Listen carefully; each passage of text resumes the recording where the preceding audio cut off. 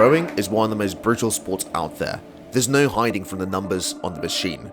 No excuse will hide your stress, fatigue, or declining motivation in your slowing numbers.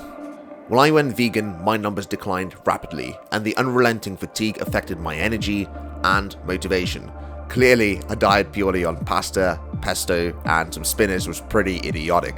So I took some advice from my local vegan to eat plenty of beans, add in a peanut butter jelly sandwich, drink some soy milk, but ultimately my performance met the same fate. Non-vegans told me it's simply a deficient and inferior diet, while vegans told me it's happening all in my head. But frustratingly, all the information out there was very overwhelming and divisive.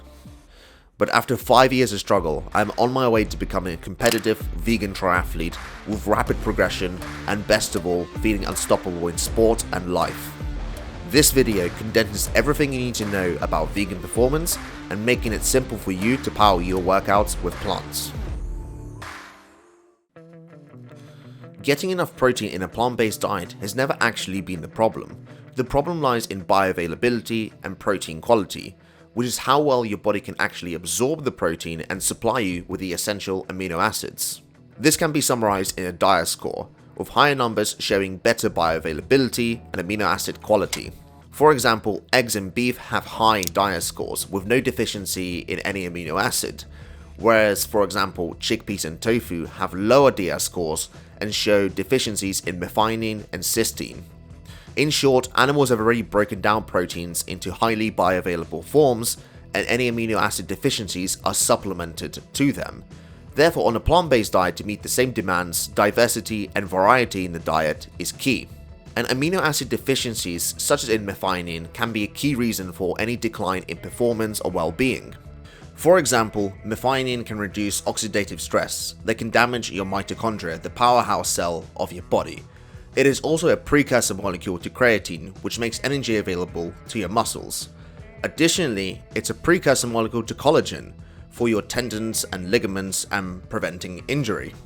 It is also an anti-inflammatory that can help you recover from your workouts, and it is a key molecule in the role of sulfur in the body, such as immune system function. And what's profound is most athletes are actually deficient in methionine, so in particular vegan athletes are going to be very vulnerable to these amino acid deficiencies.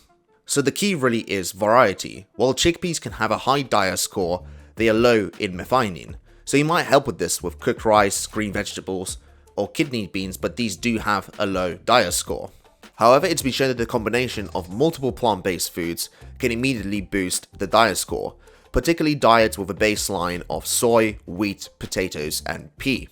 Alternatively, I can recommend to supplement with pea or soy-based protein powders that also have really high diet scores.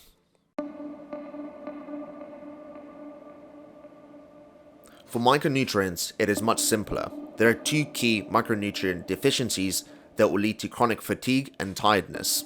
The first is vitamin B12, which is necessary for energy production, red blood cell formation, and preventing anemia. Just as animal-based products are supplemented with B12, you're most likely also going to need a pill for this. Iron deficiency will also cause very similar symptoms due to its role in carrying oxygen around the body. Similarly to protein, heme iron from animals is much more bioavailable than non-heme iron in plants. However, it has been widely shown that the addition of vitamin C can massively boost non-heme iron bioavailability. So add vitamin C to foods such as green vegetables, beans, nuts and seeds to activate the non-heme iron bioavailability. Some of the easiest ways to do this is add bell peppers to your meals, maybe squeeze some lemon or lime on them, or have fruits with your nuts and seeds. Now there are other potential deficiencies such as magnesium, zinc or calcium, but it is likely that if you're meeting your protein and iron requirements from a plant-based diet, you're most likely getting these nutrients as well. The last potential deficiency can be in essential fatty acids such as omega-3 and omega-6, which are really common in seafood. Now, these make up the membranes of all your cells and are precursors to key substances in regulating your blood pressure and anti-inflammatory response. A tablespoon of chia seeds or a handful of nuts can help meet this, but this is where again I would probably recommend having a pill to supplement with.